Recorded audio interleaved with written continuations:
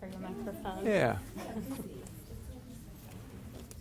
We're going to go ahead and start because we have some friends online who just want to honor their time and let them know that we're here and this is happening. So I'm Monica Fabo, I'm the Wellness Administrator. So I wanted to let you know about a few things coming up. So we had the Employee Olympics on June 20th. Has anyone registered for that? So there is a fun walk, so if you don't want to compete, as I do not, you can walk with me. We're going to walk to the banks of the Schuylkill River at 2 p.m. on the 20th, and then pop back up on Walnut and come back to campus. So it's a pretty simple loop. You can go at your own pace. We don't have to return together. We also have the therapy dogs, Shy and Espresso, who will be parading around the event throughout the day. So if you want to see the therapy dogs, you should register for the Olympics. They'll be in the lobby from 3 to 3:30 if you just want to pet and hang out, or they're just going to walk around to various events and be available. For the Olympics, there's also a raffle this year, so if you register and attend any sport, including the fun walk, you can win an iPad or one of 2 Fitbits, and you also get $25 for attending through the Wellness Incentive Program. So there are dogs, a raffle, and you get paid to play. So I think it's a pretty good deal.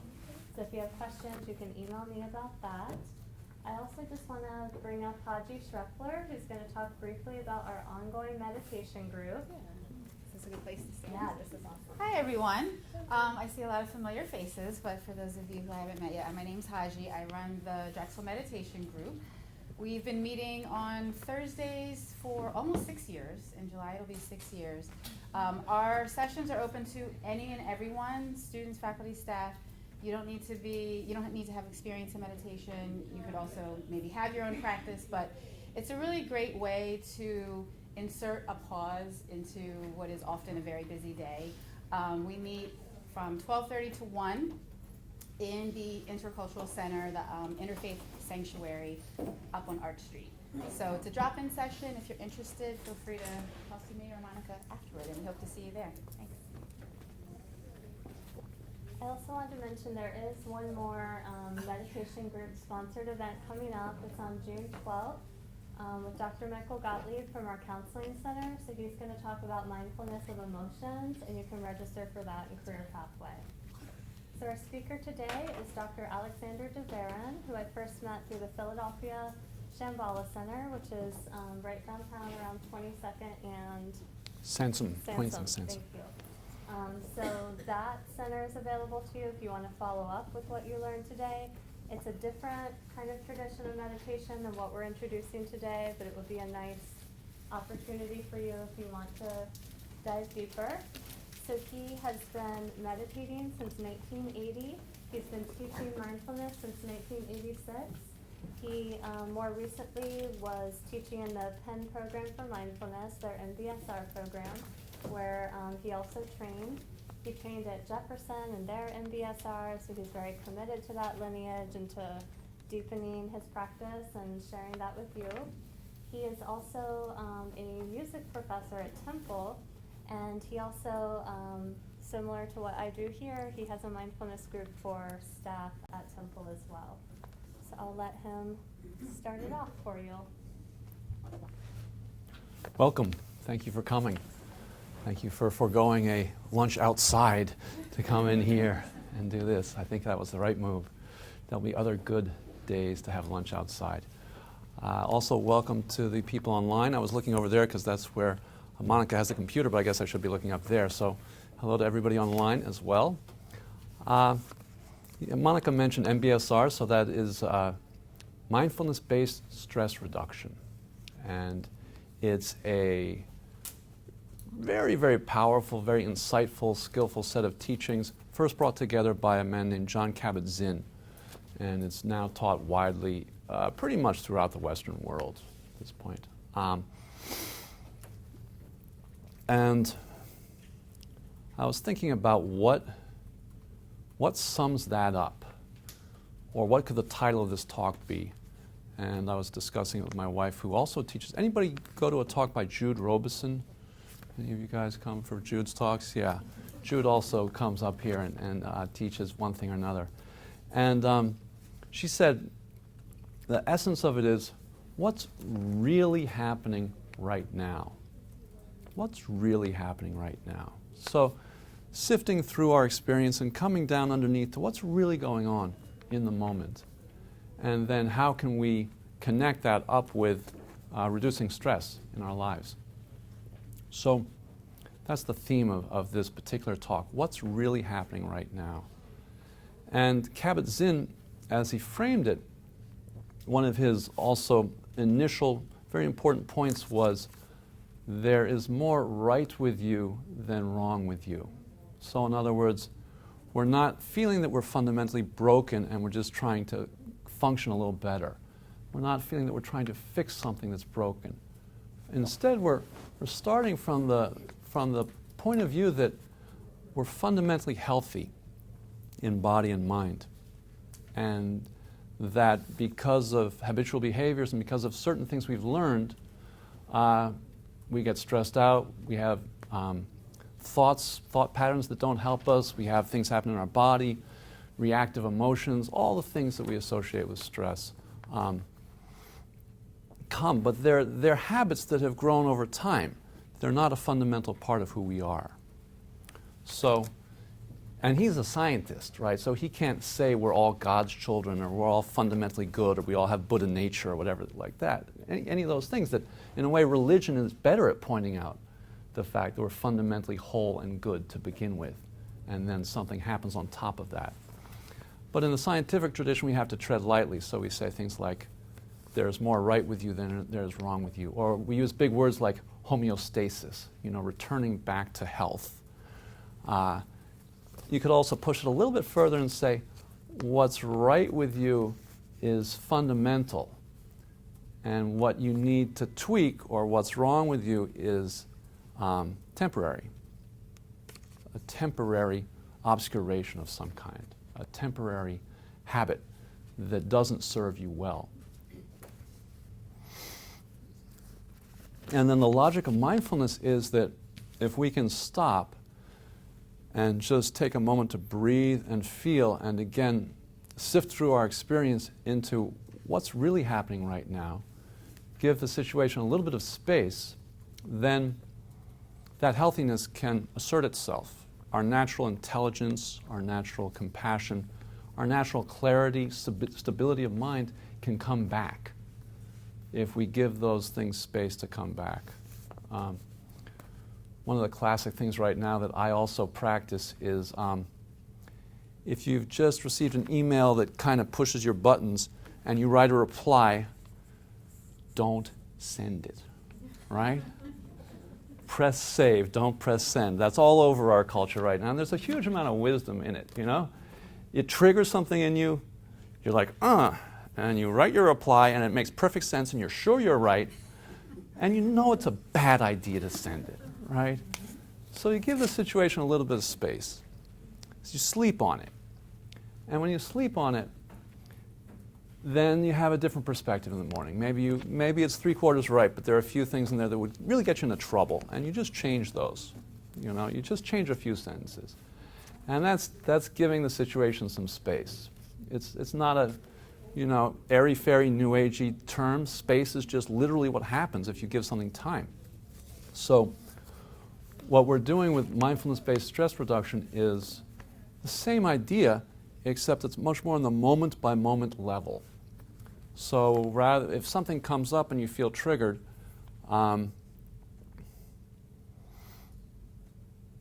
you just give it some space right in the moment. You bring mindfulness to your sensations in your body, to your thoughts, to your emotions.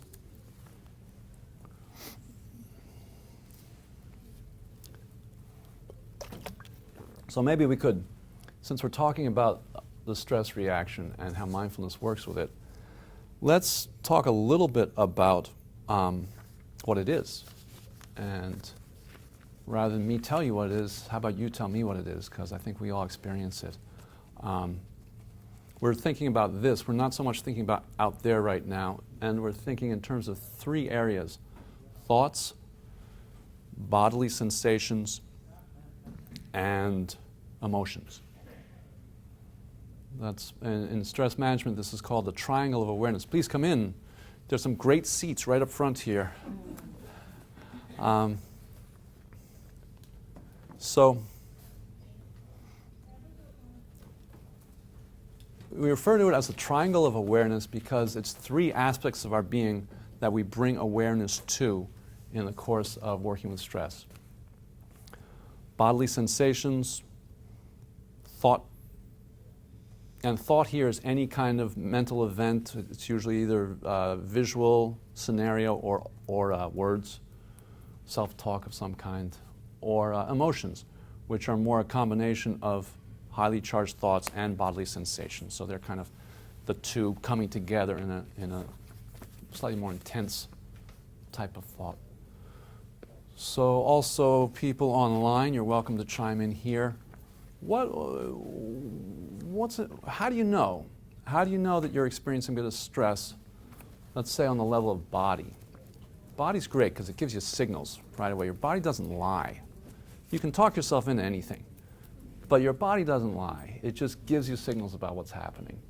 So when you get a signal that you're experiencing some kind of stress from your body, what are some of the signals we might get? Anybody, just a popcorn style of phrase or something. Yeah. Chest pain. Chest pain, exactly right. What else? Headaches. Headaches.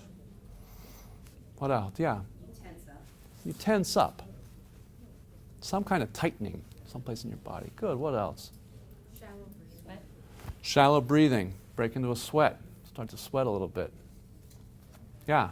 Pit in your stomach. Pit in your stomach. Yeah. Pit in stomach, knot in stomach. One of my personal favorites. Like half of the days when I wake up and I have to teach, it's like, there it is.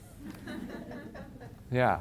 Sometimes it's really gotcha, and other times it's just this little, hello, I'm a little pit in your stomach. How are you today?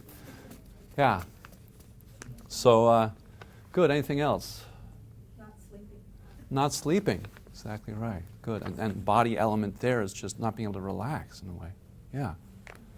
One or two more before we change. Anything from online? Nothing yet. Okay. Good. Well, I think that's a good, quick, covers it pretty well. How about thoughts? What kind of thoughts come up when you're feeling stress?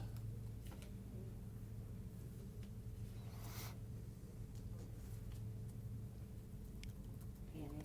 Panic, right? So what's a thought that's an expression of panic? I can't do this. I can't do it, right? Good. What else? Yeah. I would say I just tend to like play out different scenarios, Right. and like maybe they're generally like a negative scenario. Right. Yeah. And also repeating those. Right. Exactly. Negative predictions of the future. It's a real big one. Thank you. Yeah, I can't do it. Negative predictions about what's going to happen. You really don't know, you know. I saw a therapist for a while, and I would have a lot of negative predictions about the future, and she would say, look me right in the eye and say, can you tell the future? You know, are you some kind of a psychic? And I would say, no, I'm not. And then we'd unravel it from there. But yeah, negative predictions about the future. I can't do it. One that I get sometimes is blame. They're screwed up. They're screwing this up, or I'm screwing this up. Blaming somebody, just pointing the finger out there or in here for some reason. They're knuckleheaded. They don't know how to do this, or I'm underprepared, or blaming somewhere. Yeah. The unknown. The unknown. Right. So how does that transfer into a thought? Not knowing the next move, not knowing where something is. Right. Right. And that's an interesting one because unlike negative prediction about the future, that's true. Right? That's an accurate thought. So just the way in the body, one of the kind of overarching things that happens, which doesn't help us, is constriction and tightening. Then with thoughts, one of the qualities of them is they're often not accurate. You know, they're often negative projections or blaming somebody, or sometimes it's like putting yourself in the center of the universe, like it's all about me. And if it succeeds, it's about me. And if it fails, it's about me. Whereas in reality, a lot of the times you're going into things that aren't about you. And the levels of causes and conditions that are bringing into play, you're just a little piece of the picture. But when you're stressed, oftentimes there's this inflated sense of me. And it's not like how great I am, but it's inflated sense of me being the cause of things. Whereas a lot of times you're not actually the cause of things. You're walking in there and the die is cast already. You know, it's set, and you're just going to maybe tweak it a little bit from here to here or something. Good. Any other thoughts about thoughts? Yeah. Couple online. Please. I'm obviously dying. I'm obviously dying. That's a good. I need to escape, and this won't ever end. Great. Thank you very much. I'm obviously dying. I need to escape, and this won't ever end. And all of those, again, in certain situations, you probably do need to escape. Like if you're in one of those Star Wars movies and the walls are coming together like this and you're about to get squished into like a piece of cardboard or something, then you need to escape. Or if you're in a life-threatening situation. But most of the time, we don't need to escape, right? And certainly, this will never end. What are the chances of that being true? 0, right? Because we all know things change. I mean, at the very least, we know that we're not going to live forever, right? So there's like 0 truth to that statement, this will never end. But yet we feel it so much as truth, right? We just have that gut pit in our stomach feeling, this is never going to end. It's just going to be like this forever. So at that moment, we take that to be true. It's not good. So that's a good cross-section of thoughts, too. How about emotions? What emotions do we usually associate with stress? Or, we have a good ground already with the thoughts and with the physical sensations. So what emotions go with that? Frustration. Worry. We had panic before when we talked about thoughts. Frustration, worry, panic. Anger. Big one.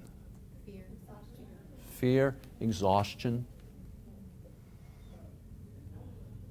Couple others.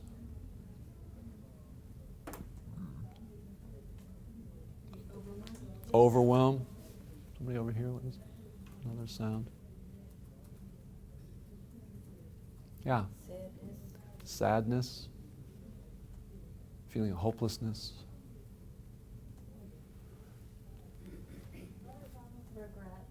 Regret. Anxiety, depression. Regret, anxiety, depression. Right, all of those things. Yeah. And so there we have a very rich triangle, right? We have the thought element, physical sensation element, and the emotional element. And the interesting thing about those is that they feed on each other. So if you're feeling constriction in your body, and then you feel the cause is somebody out there, then you're going to get angry. And that angry is going to then further pump you up and tighten you up. So then you get a little tighter, and then you get a little angrier, and then you have more thoughts about what a knuckleheaded person that is. And then you get angrier because they're so knuckleheaded, and then you get tighter, and the whole thing is what's called technically it's called a positive reinforcement circle, but there's nothing positive about it all, but it's called positive because each one sends energy to the other one. So I don't want to get too graphic about this or go too much into it because we'll all just start feeling all three, and that's not what you came here for, right? You didn't come here to feel worse or to get more stressed out. So and I think it's so personal. Some of us will have more of the thought element. Some of us will have more of the emotional element, more the physical. And when we talked about emotion, one word that came up from online was depression, and I want to be careful here that there's certain things that are like ongoing clinical states that you have to deal with, and depression is, on the one hand, it's like feeling really low and lousy and blue, And on the other hand, it's a clinical thing that can be something deeper than what you can just work with right in the moment. So I think both tools are helpful. If you really find you're really prone towards something, then going the clinical route and getting help with therapy and medication, all that stuff. MBSR is not a substitute for that, but it's a tool that we can use right in the moment to shift our experience and shift the direction things are going in our body and mind.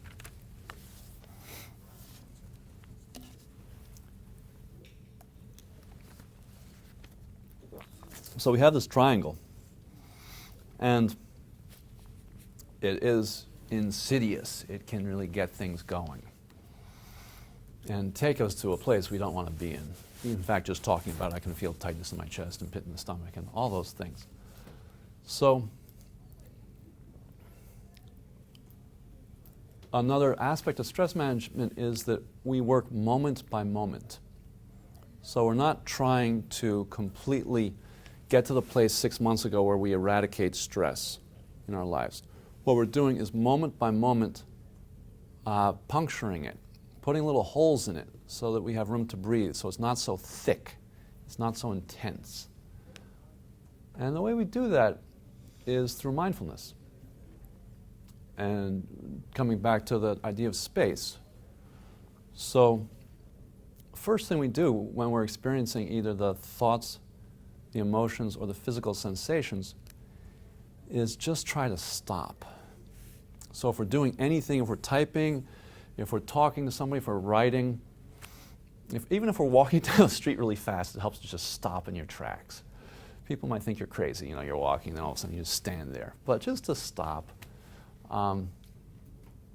and feel what's happening in that very moment. And oftentimes when we're in front of the computer, we can do that. We can just stop. We can shift our orientation, look away from the screen, or turn the screen to the side or something. And oftentimes that's the hardest thing.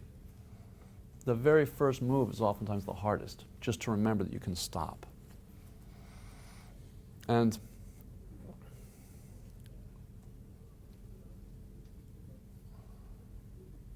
that's the first aspect of bringing some kind of space and some kind of awareness into what's going on. Because all of these three things, the thoughts, the bodily sensations, and the emotions, are habitual. They're habitual patterns that get triggered and we crank them up. And I'm not trained as a psychologist. I'm just a person that lives and works and all this. So there's a certain amount of psychology in this, but there's not a lot. It's just different psychological patterns are triggered. And sometimes they're things we had from when we were kids. And you can do the whole family of origin thing if you want, and how they came about, how they're so deeply a part of you, who you are. And they happen on the level of body habitual patterns, habitually tightening, that habitual pit in the stomach, breathing, sweating, habitual thoughts, and habitual emotions. So that means that they're automatic. They've gotten triggered, and it's like somebody throws a ball and you're a dog. And you just chase the ball because you're a dog. And you don't know how to do anything else. Some dogs don't do that, but most dogs do, Let's say you're a retriever, somebody throws the ball, you retrieve the ball. It's like you don't have any choice. It's so deeply ingrained. And habits are like that. They're almost like, they're so deeply ingrained, they almost feel like we don't have a choice. And what happens is when you stop and take a moment to breathe and feel what you're feeling, and ask yourself the question that's the theme of this talk: what's really happening right now? What you're doing is you're taking that automatic quality out of the habit. Habits go they just ratchet from one thing to the next. You have the thought, ratchets into a body experience. Then you have the emotion, and it ratchets along, egging it, amping itself up. An automatic. I'm a musician, so I have to make noises at some point. It's like it's the most fun thing I do. So it does that thing and cranks itself up automatically. And between any one of those little noises, between any one of those cause moving to effect, you can stop and you can breathe.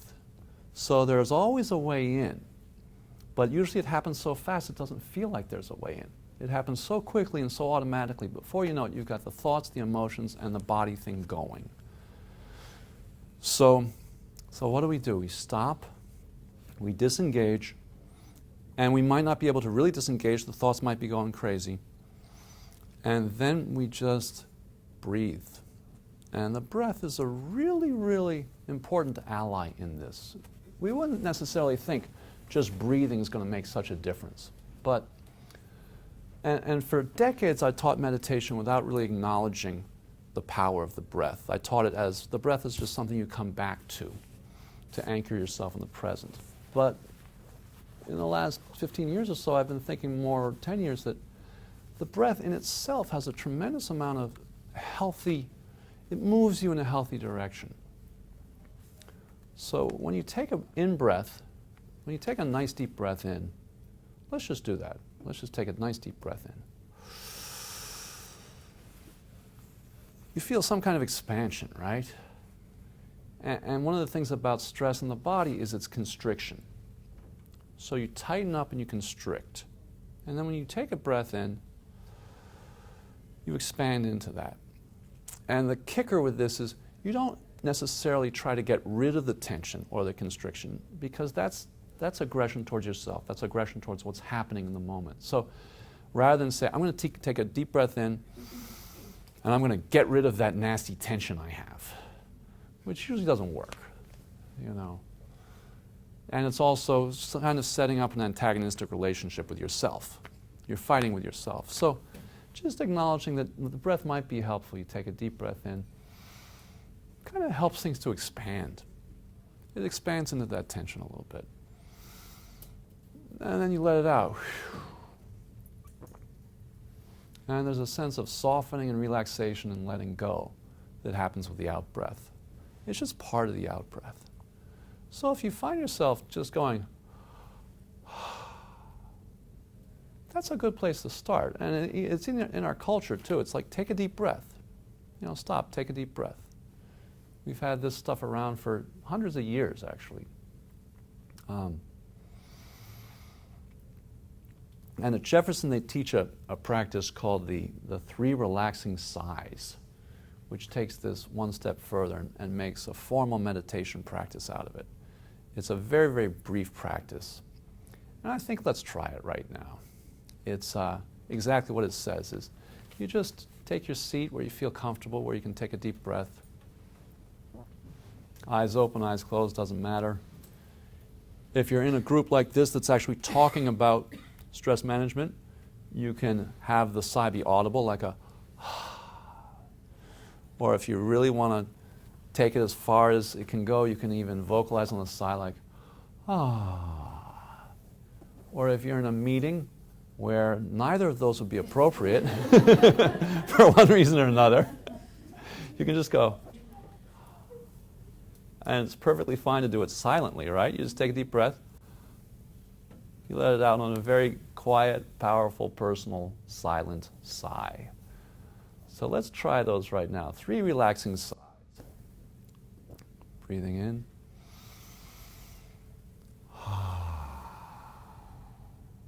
Again.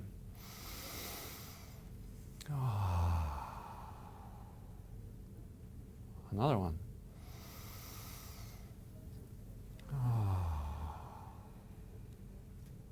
And one for good luck.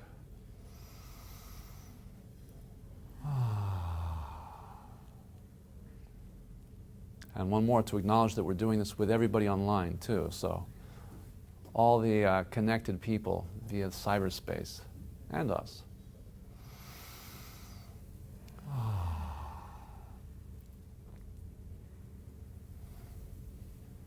Now some people feel like this radically changes their experience of it being in the moment.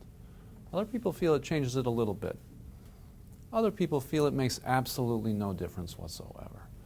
So either way is fine. Anybody come in on any of that spectrum right now? Anybody want to chime in? Does it feel different? Yeah, I did. A little bit. Much calmer Yeah. than when I came. Yeah, a little bit. Anybody just not feel any difference at all? Because that's completely fine too. It's not a magic bullet.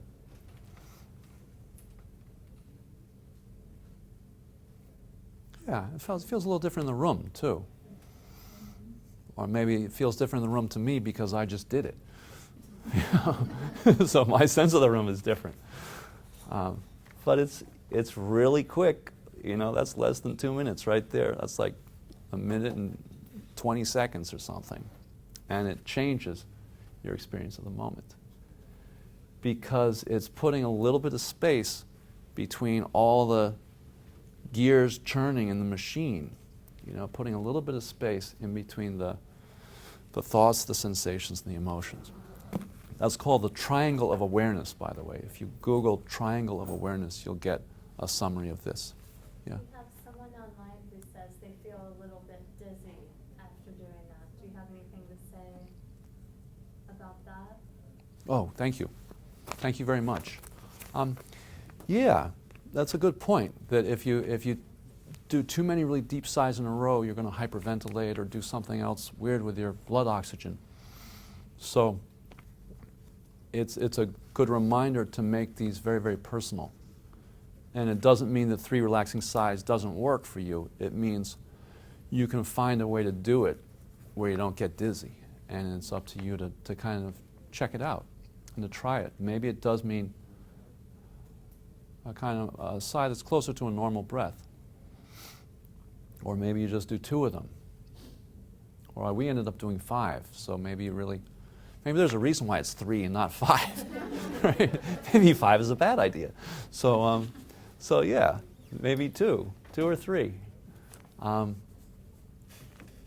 Good, thank you. Yeah. We have a couple other people who are saying that it was fun to vocalize since they're alone. They're just able to really do it. And someone else said they're breathing more deeply after that exercise. Great, thank you. Thank you very much for chiming in. Thank you for reminding me to these people out there.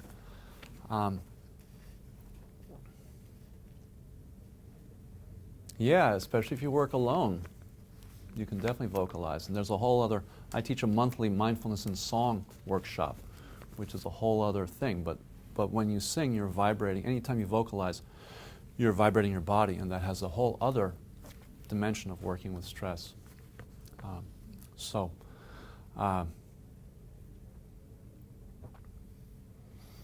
Yeah, vocalizing is fun, and the other comment was about breathing more deeply. Yeah, it's a physiological thing doing these relaxing sighs. There's research on it.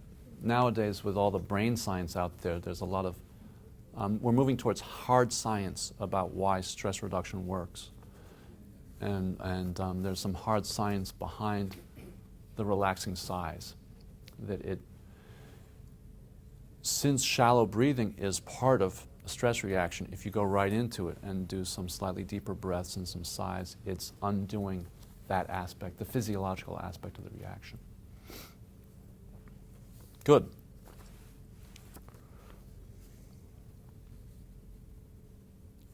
So the interesting thing about each part of this triangle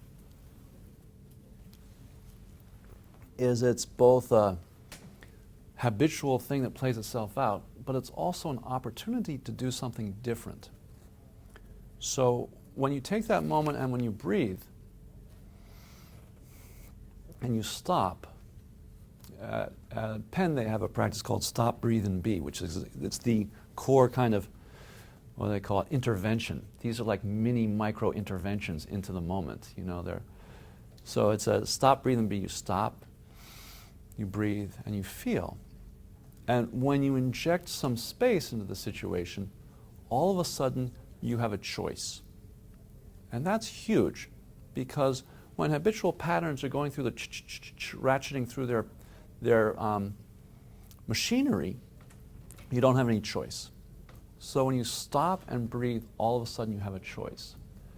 So what it means is that these 3 things that we've just isolated as problematic, tension in your body, distorted thoughts, out of control emotions, they're also an opportunity. They're stepping stones. So in a way, there's nothing bad about thoughts. There's nothing even bad about obsessive thoughts if you can use it as a stepping stone.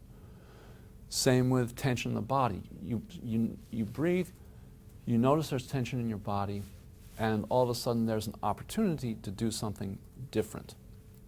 You have a choice. You can take a few breaths and you can see if that helps you to relax. If you have a thought,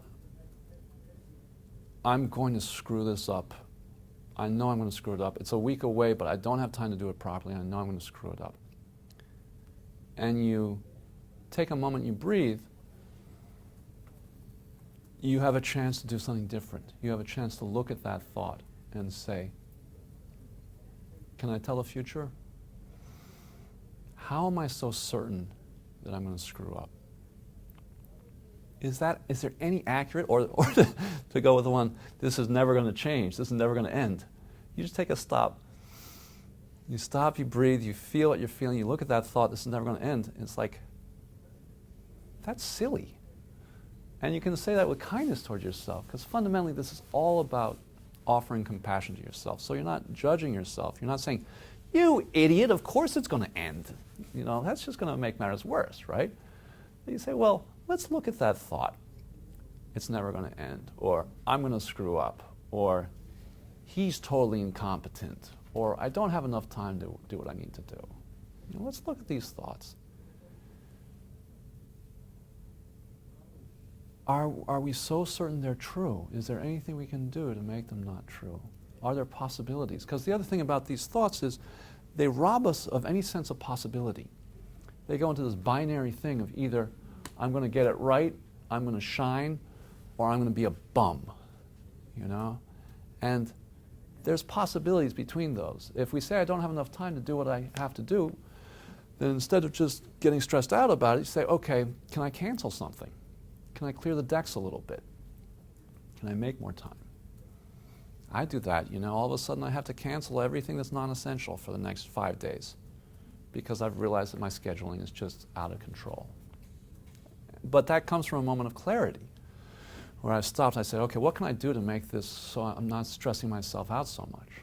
I'm one of these people that says yes, and then I think about whether I can actually do it after I've already said yes, which is not the smartest way to do things sometimes. So yeah, you have to then take a moment, reschedule, move things around, so that each of these aspects of our being is an opportunity as well as problematic. You know, if we're really angry at somebody, then we have the thoughts kind of reinforcing the anger. They're such a jerk, they did this, that, and the other. We have like a jillion reasons why they're such a jerk and why they're worthy of our anger. And so then we stop, we feel what we're feeling in our body. What's happening right now? What's really happening right now? Well, part of that anger, there's tension here, you know? And maybe in that anger there's frustration. And maybe that anger softens, part of that anger softens a little bit into sadness, that you'd like to have a good working relationship with this person, you don't. So stopping and breathing and feeling what's going on in our body then starts to take some of the fuel out of the storyline, right? We disengage from the storyline around the emotion, around our anger. And when we disengage from the storyline, the anger can't sustain itself without the storyline. There's some research that says that the physical aspects of emotions start to soften after 90 seconds if you don't feed the storyline. And that's really quick. You know, that your emotion starts to subside after 90 seconds. And again, I'm not a medical person, I don't know the exact brain science around it, but it was printed in some kind of reputable, you know, scientific source. That if you can disengage from the thoughts and just come back to the present and feel what's going on and bring your mindfulness into this very moment of sensation. So to define mindfulness, it's bringing the attention to a given object without judgment. So we bring our attention to an object, often it's the breathing, and we see if we can just come back and disengage from our thought patterns. We use the breath as a way to reorient our mind, come back to the sensations in our body, so we're not hooked into this story that we're telling ourselves. It's funny because I grew up very, very much of a heady person. My main thing in music is I write music because I can, think and analyze. And I realized that in terms of this kind of work, the body is your best friend, because the body gives you sensations about what's going on in the present. The body doesn't know anything other than the present. And then the thing you really got to be suspicious about is the analytical mind and the thought process. We still need it. It's still important. We wouldn't be able to live without thinking through things. But I used to privilege the mind and kind of downplay the body, and the whole thing has gone on 180.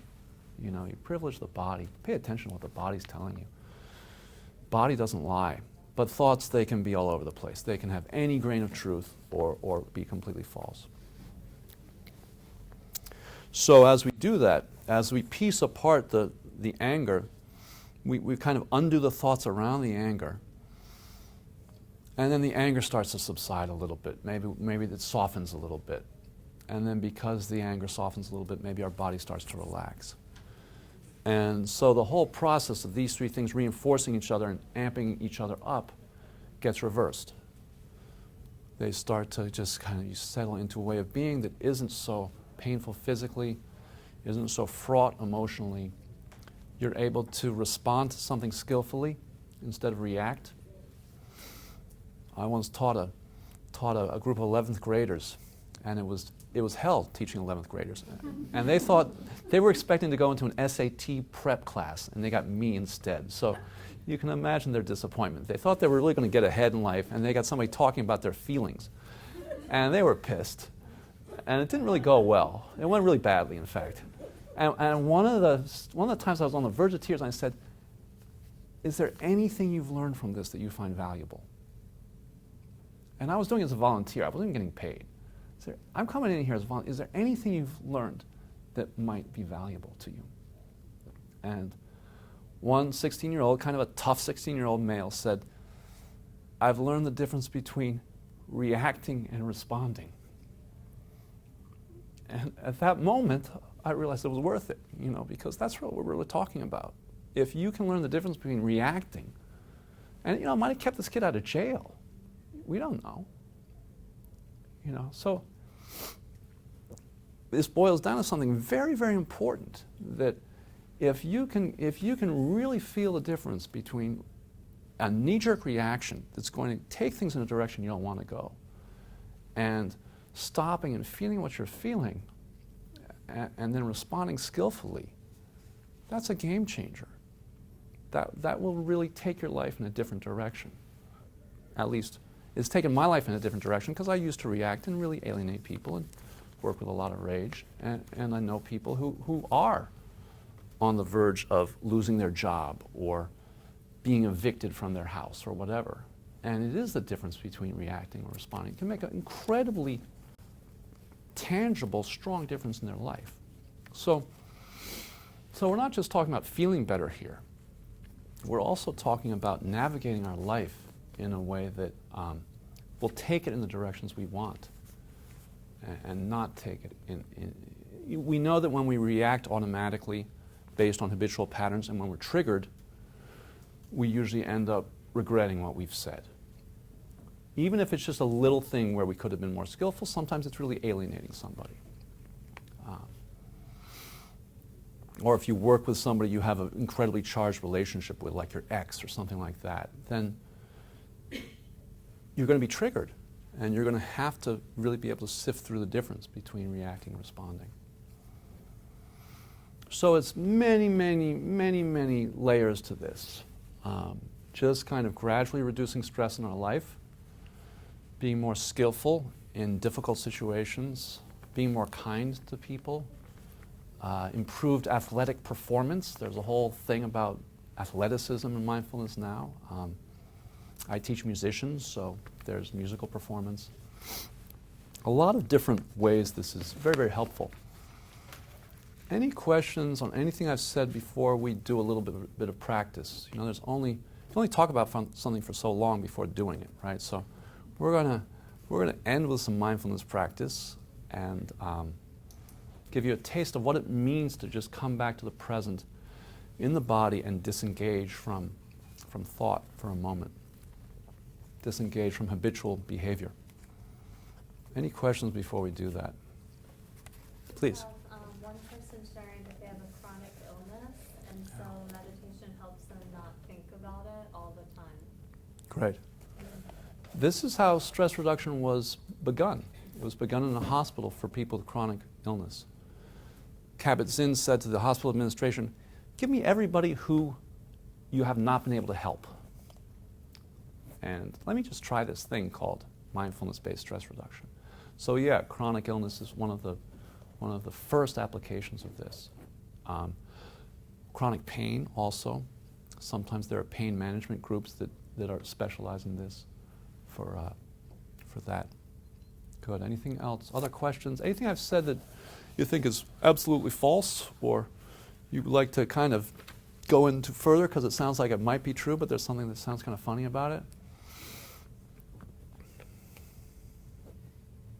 Anything you're curious about? I could say more in terms of body, mind, emotions, body, thoughts, emotions.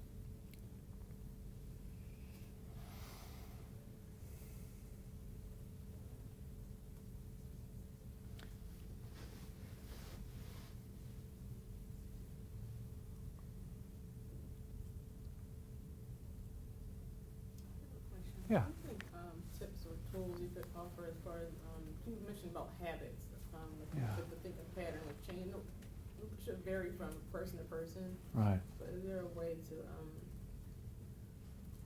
I guess, I don't know, help, if you could explain a little bit more about, helping change into more positive thinking patterns in situations, like when you're in a stressful situation? Yeah. Yeah, so habits specifically in terms of thought and thinking patterns? Yes. Yeah. So the question was a little bit more about habits, and then specifically habits in terms of changing into more positive thought patterns. Yeah. That's an interesting one. Because you can't choose Right. your thought, right? Right. I mean, a thought comes up, it's too late, it's already there. Right. I can't choose my thoughts either. I don't know anybody who can. Yeah. So then it comes up. And Well, you mentioned the breathing exercise, but I just want Right. to know if there's any other tools we could use.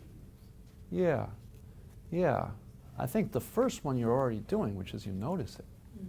Because if you don't notice it, then you just let it gain momentum and gain force. So noticing it, and the interesting thing is we can't choose the first thought we have, but we can choose the second one, and the third, and the fourth. So there's some approaches that say substitute positive habits for negative ones. I mean, substitute positive thoughts for negative thoughts, and substitute positive self-talk for negative self-talk. I think that's okay, but it presupposes that you have a choice. So that's where the mindfulness comes in, is to disengage from the thought. You noticed it, and when you notice it, you've already disengaged from it. So that's great. You're taking a step back and you're saying, there's that thought again. And for you to be over here saying, there's that thought, is huge. You're not fully in it anymore. So that's great. And then you have a choice after that, which is just boycott them and come back to the sensations of the body and say, as much as possible, I'm just not going to feed those thoughts. I'm going to come back to body. Or you can feed other thoughts. I'm going to think about something else. Give less energy to that. Exactly. And identifying with them less. Because, sometimes you have those thoughts and you really think they're you. They're like inseparable from you. And sometimes you can disengage from them and you say, oh, there's that thought again. Take yourself out of it. Yeah. Yeah. Identify with it less, disengage from it. The other thing you can do is then look at it and say, why is that thought not true? And you can analyze it. And you can say, let's see if I can think of 5 ways that that thought is a habitually patterned thing that I do automatically, but it really doesn't have any truth to it. You know. So that's another way. Instead of going right to the positive talk, you can say, okay, I'm going to look at this, and I'm just going to see all the ways in which it's made up. And it's not acknowledging all the other sides to the situation. You know? Good. You want to say anything else about that? That was good. Yeah, good. Thank you. Yeah, there's a lot on thoughts. We can send out some follow-up handouts, too. There's one called the Top 10 Cognitive Distortions, Misleading Thoughts. I think I sent that to you guys as a handout before. You can send it out again, or I'll send it. It's like everybody's top 10 list of thoughts that they mislead themselves with. All right, good, good. Let's do a little bit of meditation practice, because in a way the skill that I'm talking about, disengaging and being present, feeling what you're feeling, undoing the stress reaction, it's based on the skills we learned in meditation practice. There's really no way to do this effectively without showing up for Haji's and Monica's Thursday session. No, I'm kidding. But it, but it is a shout out that you do have something going on once a week, which is great. You know, at Temple, we're once a month, so to have a weekly session is really great. So whether you do this or whether you do the apps, you guys have all kinds of resources in terms of apps and everything else. So let's do some meditation. Is there a question from online? Or There's a question about apps, but let's do this. yeah, let's do some sitting meditation practice. So this will be just a few minutes because we only have a few minutes, but you can always do more, you know where. So first thing is to, I'd encourage you if you can to push back from the table so that you have room to put your hands on your thighs. And these chairs are pretty good. They're not bad as far as chairs goes. You got a choice. You can either scooch forward and kind of do the more super upright Zen style thing, or you can go all the way back and do the more MBSR thing, which is you let the back of the chair support you. So you're not like this, because there's something about the way mind and body works together. It's hard to work with your mind skillfully if you're sitting like this. And I see a lot of this because I teach 19-year-olds, you know, and it doesn't help you when you're working with your mind. It's just a physiological thing, right? So it's okay to lean back, but you're kind of getting the support from the lower part of the back of the chair. You're pushing your coccyx or whatever it is, your lower back into the back of the chair. Hands are on your thighs. One way you can really feel it is if you drop your hands by your sides, lean forward, back, side to side. Get a nice spot where you feel good and rooted in your chair. And all of you over there in cyberspace, whatever chairs you're in, please try to do this as well. And then once you find a spot where your spine feels pretty good, just bending your arms at the elbows and just letting your hands plop on your thighs. So you have a good physical setup. Within that, you can close your eyes if you're comfortable or lower your gaze. Breathing through the nose, your mouth can be open a little bit. And there's a feeling of resting. So even though you're sitting up and there's a kind of alertness and uprightness, there's also a huge feeling of resting where your feet are resting on the floor. I know these chairs aren't great, maybe your feet aren't resting on the floor, but a sense of resting, your butt resting on the cushion, gaze resting, lowered in front of you, or eyes resting with the eyes closed. And one of the most important parts of this practice is a general sense of acceptance and non-judgment. So whatever is going on in your mind is completely fine. It's what you're bringing to this moment. Whatever's going on in your body, same thing. We're not trying to change anything. We're not even trying to cultivate a state of relaxation or calm.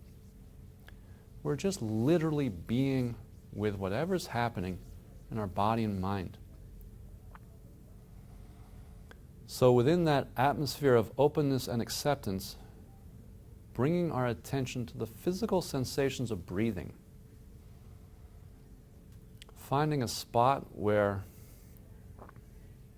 you can feel the body moving with the breath.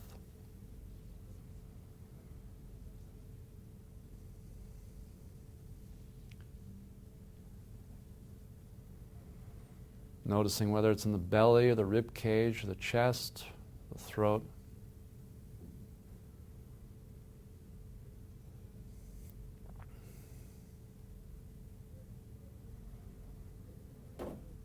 And feeling the body expand with the in-breath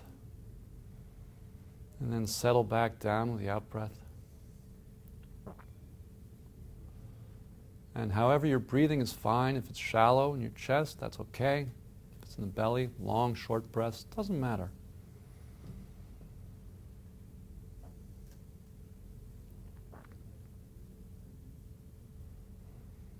Noticing when your mind gets pulled into past or future, and coming back to this very moment of sensation in your body.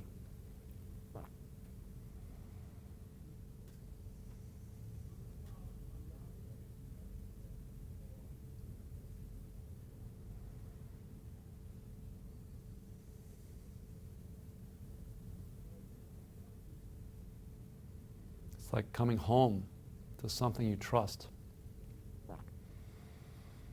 Just the breath going in and out of your body.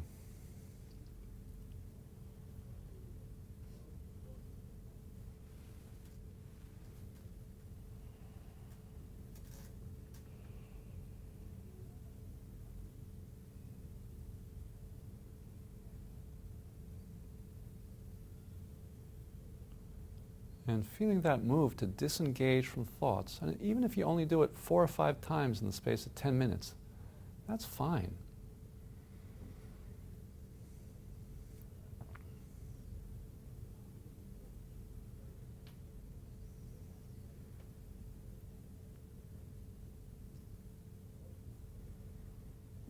And meditation in that way is a kind of an undoing habits rather than doing something.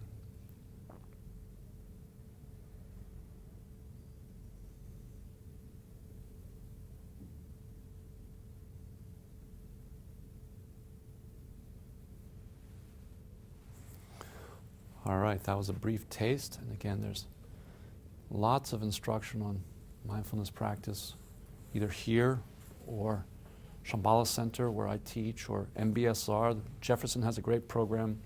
UPenn has a great program.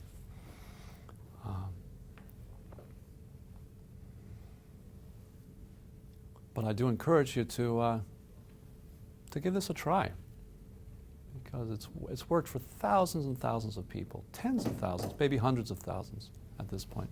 It's a very well-tested, systematic approach, the MBSR approach. It's totally non-religious. And I encourage you to try these tools. In the heat of battle, as we say, when something comes up, do those relaxing sighs. Remember to disengage. Thank you. That's it. I have handouts for you. We have handouts here. And be sure you sign in. And we had a question just about, I know it's 1 o'clock, so some of you may need to mobilize, but we had a question about apps Yeah. that you recommend. Headspace, Calm, Insight Timer were recommended online. I'm going to bring these back Yeah. for those of you who are... Yeah, all those apps are good. I think the main thing is to not expect necessarily to be calm right away, even though it's called Calm. To just do the technique and see what happens. It will have an effect. But if you try to make it happen, often it has less of an effect.